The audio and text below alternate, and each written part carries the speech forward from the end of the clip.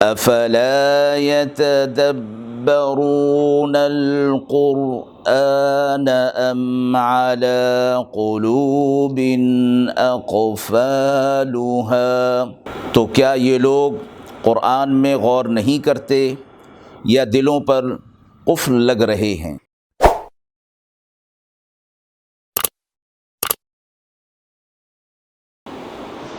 بسم اللہ الرحمن الرحیم۔ السلام علیکم ورحمۃ اللہ وبرکاتہ۔ ناظرین کرام، درس قرآن مجید کے اس پروگرام میں آج ہم سورۃ النساء کی آیت نمبر 48، 49 اور 50 کا ترجمہ اور تفسیر آپ حضرات کی خدمت میں پیش کر رہے ہیں۔ اعوذ باللہ من الشیطان الرجیم، بسم اللہ الرحمن الرحیم۔ ان اللہ لا یغفر ان یشرک به ویغفر ما دون ذلك لمن یشاء ومن يشرك بالله فقد افترى إثما عظيما۔ ألم تر إلى الذين يزكون أنفسهم بل الله يزكي من يشاء ولا يظلمون فتيلا۔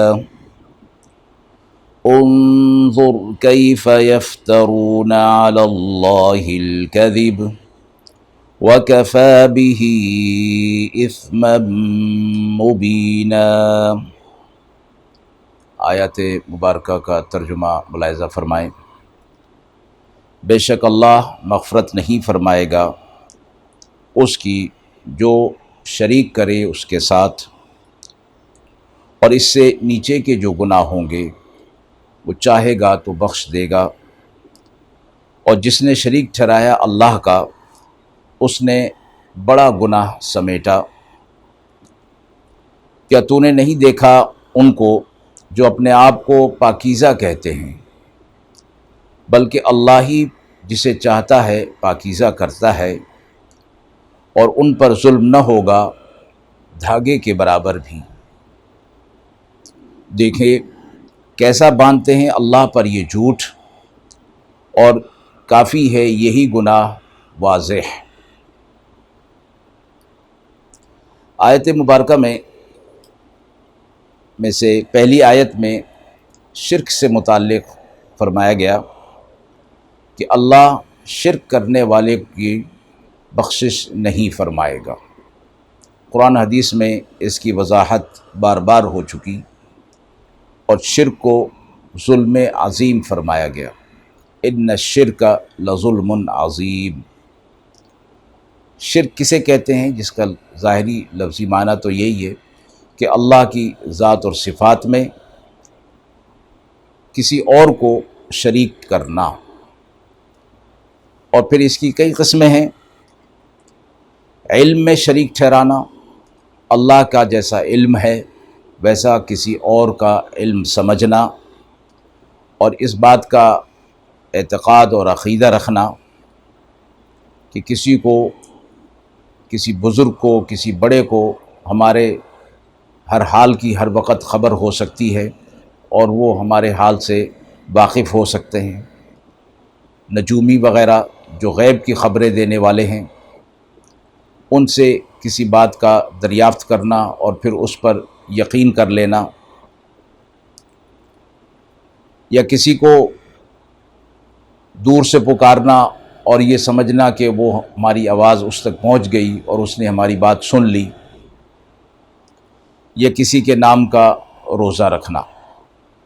فرمایا یہ علم میں شریک ٹھہرانا ہے۔ اسی طرح اشتراک فی التصرف، یعنی اللہ کی ذات گرامی کو جس طرح ہر چیز پر تصرف کا حق حاصل ہے، اسی طرح کسی کو نفع نقصان کا مالک سمجھنا، کسی سے مرادیں مانگنا، روزی اور اولاد مانگنا، مشکل کشا سمجھنا، مشکل کو دور کرنے والا سمجھنا، فرمایا یہ اشتراک فی تصرف ہے۔ اسی طرح عبادت میں شریک ٹھہرانا، کسی کو سجدہ کرنا، کسی جگہ کا طواف کرنا، چڑھاوا چڑھانا، کسی کے نام کی منت نظر ماننا، کسی جگہ کا طواف کرنا، اللہ کے حکم کے مقابلے میں کسی اور کے قول کو حکم کو ترجیح دینا، کسی کے سامنے رکوع یا سجدے کی حالت میں جھکنا، کسی کے نام پر جانور ذبح کرنا وغیرہ۔ فرمایا یہ سب شرک ہیں اور اس شرک کی معافی نہیں ہے۔ اس کی وجہ یہ فرمائی گئی کہ دنیا کے اندر اگر رہتے ہوئے شرک کرتا ہے اور پھر شرک سے توبہ کر لیتا ہے، شرک کو چھوڑ دیتا ہے، توحید پر آ جاتا ہے، تو پھر آخرت میں اس کی بخشش ہو جائے گی۔ اور شرک کے ساتھ ہی اس دنیا سے چلا گیا تو فرمایا پھر آخرت میں یہ شرک کا گناہ معاف نہیں ہو سکتا، اس لیے کہ اس نے شرک کر کے اپنے آپ کو جنت کی نعمتوں کا مستحق اور صلاحیت اس نے کھو دی۔ خود اس نے اس بات کا اعتراف کر لیا کہ میں ان نعمتوں کا مستحق نہیں ہوں۔ آگے فرمایا وَيَغْفِرُ مَا دُونَ ذَلِكَ، کہ اس کے علاوہ جو بھی گناہ ہوں گے، یعنی شرک کے علاوہ جو بھی گناہ ہوں گے اللہ ان کی بخشش فرما دے گا، یعنی اور جتنے بھی گناہ ہوں گے بہرحال وہ شرک سے کم درجے کے ہوں گے، اس لیے اللہ رب العزت انہیں معاف فرما دیں گے۔ اور لمن یشاء کے ساتھ یہ بات فرما دی کہ اللہ جس کے لیے چاہے گا اس کو معافی مل جائے گی، یعنی شرک کے علاوہ اور جتنے بھی گناہ ہوں گے چھوٹے بڑے، اللہ جن کے لیے چاہے گا ان کو معافی مل جائے گی، اور یہ معافی اللہ اپنے فضل سے عطا فرمائے گا۔ مفسرین فرماتے ہیں کہ شرک کے علاوہ اور جو گناہ ہوں گے اس میں یہ بات شامل ہے کہ چاہے اس نے ان گناہوں سے توبہ کی ہو یا نہ کی ہو، اللہ اگر چاہے گا تو اپنے فضل سے انہیں معاف فرما سکتا ہے۔ البتہ قرآن و حدیث کی روایات سے یہ بات معلوم ہوتی ہے کہ کبیرہ گناہ بغیر توبہ کے معاف نہیں ہوتا، لیکن آخرت میں چونکہ معاملہ اللہ کے فضل پر ہی سارا کچھ دار و مدار ہوگا، اس لیے واضح فرما دیا کہ شرک کا گناہ معاف نہیں ہو سکتا، اس کے علاوہ اور جو بھی گناہ ہوگا وہ اللہ رب العزت معاف فرما دیں گے۔ اگلی آیت میں فرمایا الم تر الی الذین یزکون انفسہم، کیا تم نے دیکھا کہ یہ لوگ یعنی یہود اپنے آپ کو پاکیزہ اور مقدس سمجھتے ہیں، یعنی انبیاء علیہ الصلوۃ والسلام کا سلسلہ چونکہ بنی اسرائیل میں جاری اور ساری تھا، اس لیے یہ اپنے آپ کو مقدس سمجھتے تھے اور پاکیزہ سمجھتے تھے۔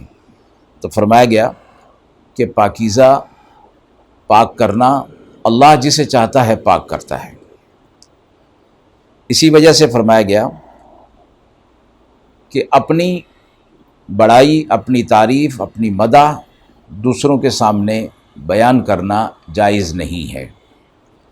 اور اس کی وجہ یہ فرمائی گئی، تین وجہ فرمائی گئی، تین درجے ہیں اس کی ممانعت کے۔